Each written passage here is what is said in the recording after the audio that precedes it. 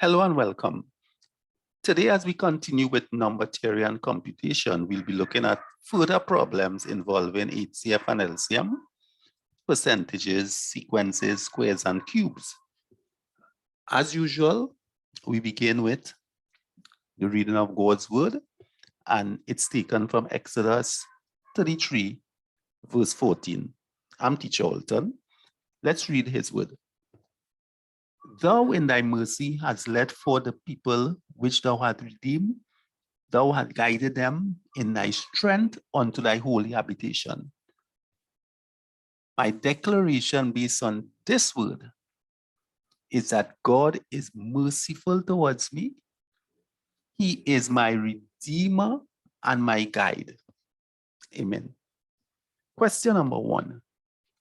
Here we are asked to find the least number of fishes that can be shared among 3, 8, and 16 disciples. Question similar to this one is really asking you to find what is called the lowest common multiple, the LCM. And the numbers that we need to find the LCM for are 3, 8, and 16. And we can go through the division as shown. 8 divided by 2 will be 4, 16 divided by 2 is 8, and we continue. 4 divided by 2 is 2, 8 divided by 2 is 4, 3, 1, 2, 3, 1, 1, 1, 1, 1. So, what is the LCM? We simply multiply these numbers, the divisor, together, and the LCM will be 2 multiplied by 2 multiplied by 2 multiplied by 2 multiplied by 3. And that will give us 48. 2 2s are 4 2s are 8 2s are 16 3s are 48. So that's the LCM. In question number 2, you are asked a similar question. So let's look at another way in which they can ask you to find the LCM. In this case, they say in this question, a red, green, and amber, and that's light, blink, right? So a red, green, and amber light blink after 4, 3, and 8 seconds.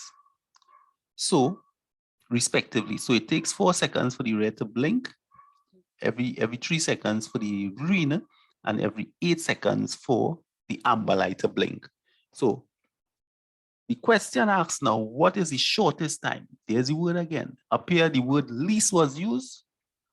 And in this context, they're asking for the shortest time in seconds after when all 3 lights will blink together. So you're looking at for that number, which is the least common multiple. And we are using here now the numbers 4, 3, and 8. So let's see what we get with that. Now you realize it resembles this one here, but let's do it again. 2, 3, 4. We are dividing out. 4 divided by 2 is 2. 8 divided by 2 is 4. And we simply bring down the 3. Let's continue the division. 2 divided by 2 is 1. 4 divided by 2 is 2. 2 divided by 2 is 1. And of course, we end up with this scenario. So what is the LCM? 2 multiplied by 2 multiplied by 2 multiplied by 3. 2 2s are 4, 2s are 8, 3s are 24. So the LCM here equals 24. Question number 3. We are turning our attention now to HCF, the highest common factor. So this one, we asked to actually list the factors of each number, 12. Let's look at the factors of 15 and also 30. So what is a factor? A factor is a number by which each of these numbers, 12, 15, 30, those numbers by which 12 can be divided without leaving a remainder. And we can start with the lowest. 1 is always a factor of every single number. 2, 12 could be divided by 2. 12 could be divided by 3 without leaving a remainder. Similarly, 4, 6, and finally 12. So, a couple of things to note. 1 is always a factor of every single number as well as the number itself. Let's try 15. Now, when you're working out factors, it is very useful to know your times table. So 1, 3, 15 could be divided by 3, 5.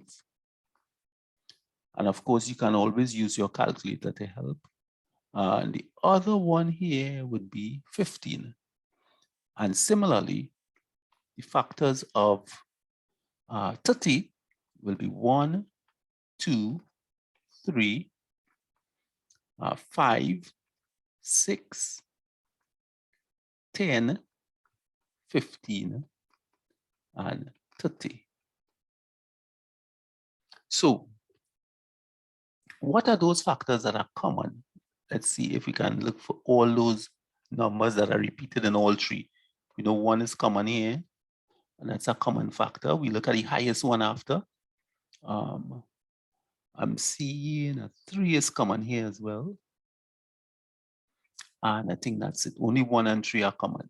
So the higher of the two will be 3. So the HCF is 3. So we have touched on LCM. We have touched on factors and highest common factor. And I'd like to make a little note here, which doesn't have anything to do with the problem, but it should help us. This word multiples. So if I ask you to list the multiples of 5, this is how we write it. We start with 5. So 5 by 1 will give us 5. Then we go 5 by 2, which is 10. Then you go 5 by 3, which is 15. So let's list the first 5. 5 by 4, which will be 20. And 5 by 5, which will be 25. So we can continue listing multiples of 5. That's one way of writing down your multiples of 5. And if you want to get the multiples, you simply add 5 to each number. 5 plus 5 is 10. 10 plus 5 is 15. 15 plus 5 is 20. So that's another way of doing it. 20 plus 5 is 25. And let's see if we can write down the first 3 multiples of 8. So it will be 8, add another 8 to that, 16, add another 8, 24. So those are the first 3 multiples of 8. The next one will be 24 plus 8, 32, and so on. So those are your multiples of 8. Okay, let's go to the next question. And in that question, we are asked to work out a question looking like that. So it involves squares and cubes. So let's make sure we understand what's happening here. So we need to work out first of all what is minus 3 square. Minus 3 square means minus 3 multiplied by itself. So if you are multiplying a negative quantity by a negative quantity, your result will be positive, and 3 by 3 would be 9. So minus 3 squares is 9. So that's the first answer here. That's 9. Take away minus 2 cube. Minus 2 cube, similar to minus 3 square, means you multiply minus 2 by itself 3 times.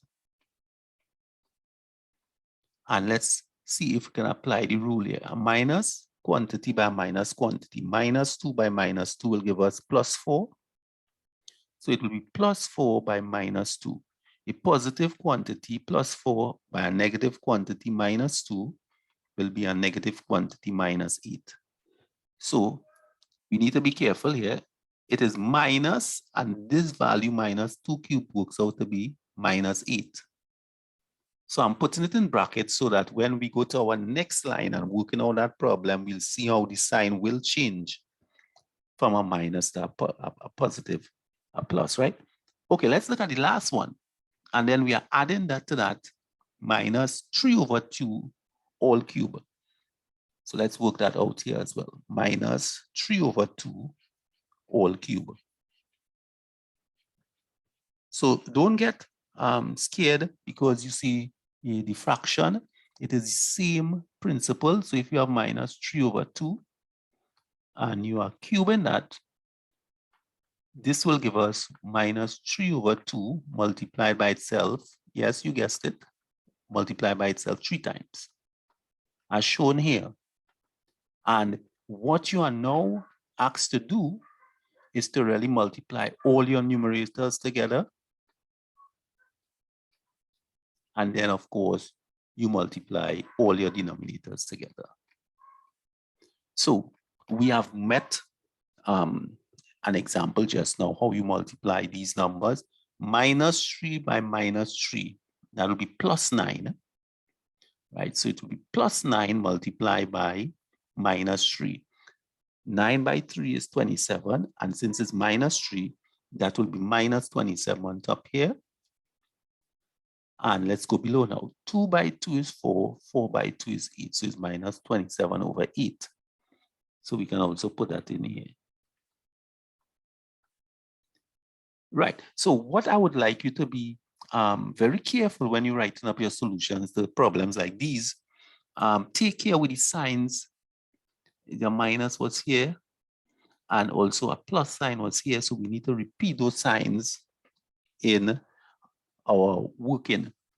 Okay, let's simplify this. So this now becomes 9. This is understood to mean multiplication. Minus 1 by minus 8 will give us plus 8. Some students simply say a minus by a minus is a plus. That's correct as well. But understand that it is multiplication that's happening here. And of course, if we do the same thing, plus 1, which is a positive quantity, by a negative quantity is a negative quantity. So that will be minus 27 over 8. Some students will say a plus by a minus is a minus, because that's fine as well. So we can simplify this now to read 9 plus 8 is 17 minus 27 over 8. And we need to complete the working for that problem. Let's get some space here.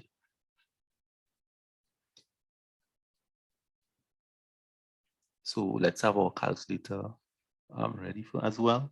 So 17 divided by 1, right? So we're working fraction, subtraction of fraction. So it's useful to put in that 1 there. The LCM here would be 8.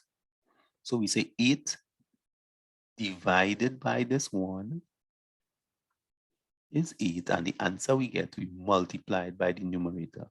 So it's 8 by 17. Let's do that. 8 by 17.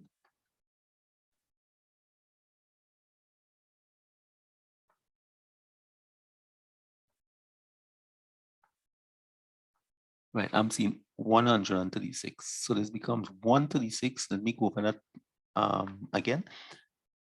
8 divided by 1 is 8. And 8 by 17 is 136. We do the same thing. 8 divided by 8 is 1. 1 by 27 multiplied by the numerator. The answer there by the numerator. 1 by 27 is 27. So this becomes 1, if you work it out, this becomes 109, 136 minus 27 is 109 divided by 8. And you can leave that as is, as your final answer, right? But I'm tempted to break it up into a mixed number. Let's do the division. So if you want to break up this into a mixed number, 109 divided by 8, 8, 1 cannot be divided by 8, 10 could go into 8 once, 1 8 is 8, and remainder 2, 29 divided by 8, 3 8s are 24. So this will be 13, 3 8s are 24, remainder 5 to give us a 29, and of course we put back our 8 right there. So that will be 13 and 5 8s. Question number 5.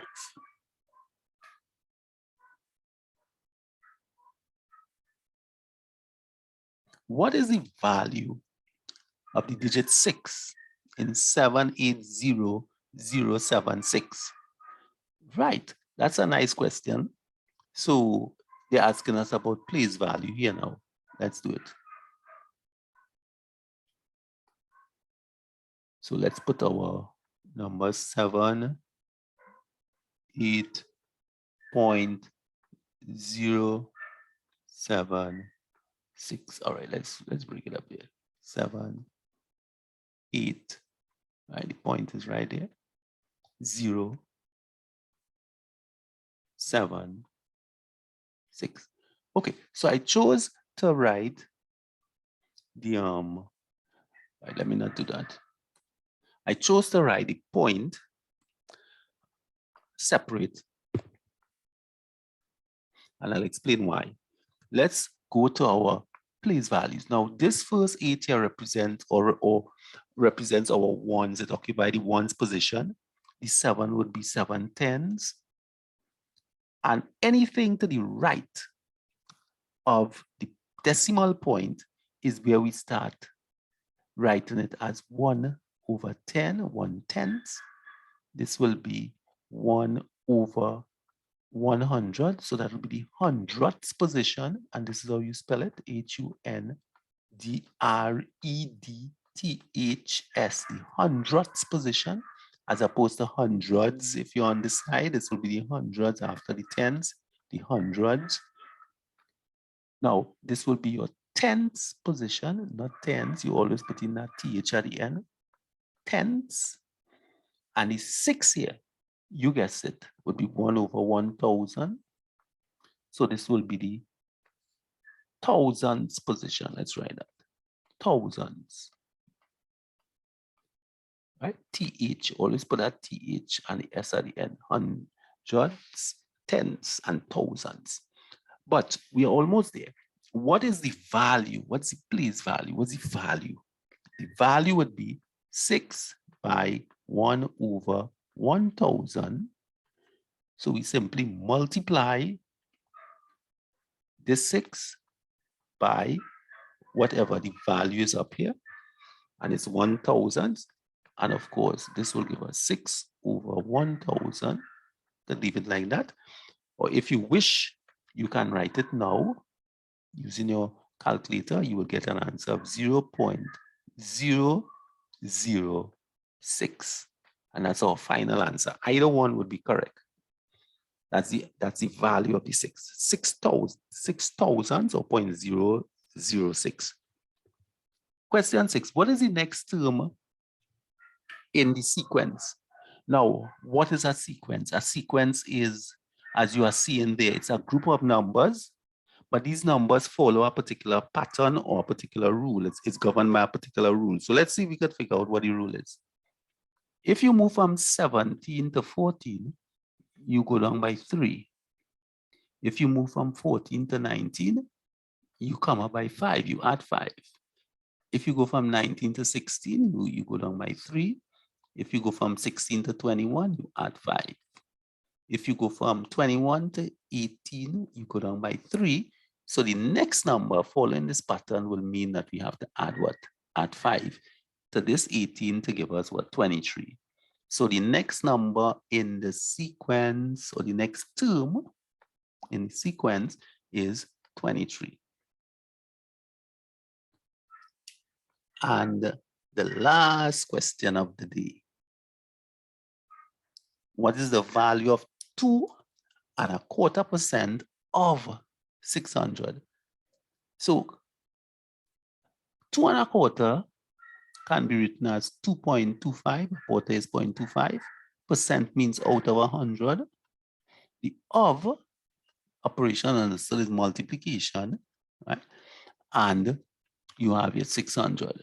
So we got to do a little cancellation of our zeros, and then we work out what is 2.25 multiplied by 6, and that will give us the answer for that question. Let's do it. 2.25 multiplied by 6.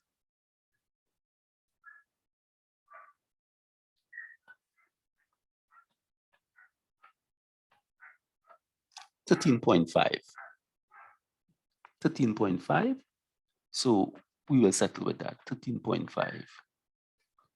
So my friend, thank you so much for making the time to look at this video. And as I always do, I continue to pray God's blessings over you and your family. Until we meet again, take care and bye for now.